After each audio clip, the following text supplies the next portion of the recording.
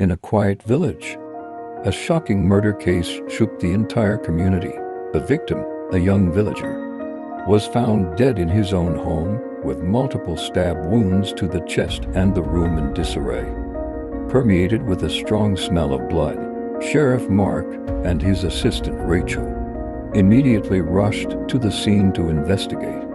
Initial examination indicated that the victim was killed around midnight, and the perpetrator was adept at covering their tracks. Leaving no obvious clues behind, the villagers were plunged into panic and suspicion, with everyone viewed as potential suspects. Casting blame on each other, the investigation progressed slowly, and Sheriff Mark and Rachel encountered setbacks after setbacks.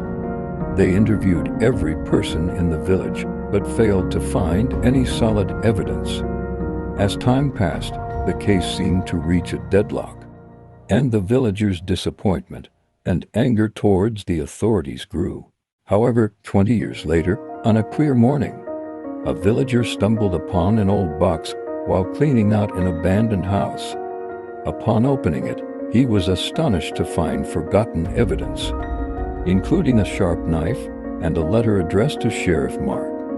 These pieces of evidence revealed that the perpetrator was none other than Sheriff Mark's longtime friend, a man whom the villagers had regarded as a benevolent elder. It turned out that the perpetrator harbored resentment towards the victim, sparked by a dispute 20 years ago.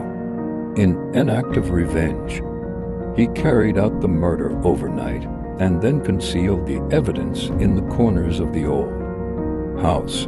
The villagers were shocked beyond belief, unable to fathom how someone they once respected could commit such a heinous act. Meanwhile, Sheriff Mark was deeply affected by his failure to uncover the truth in time, losing confidence in himself. The truth of the case was eventually revealed, but it left an eternal shadow over the entire village, prompting people to reevaluate everyone they thought they knew, realizing that things are not always as they seem on the surface.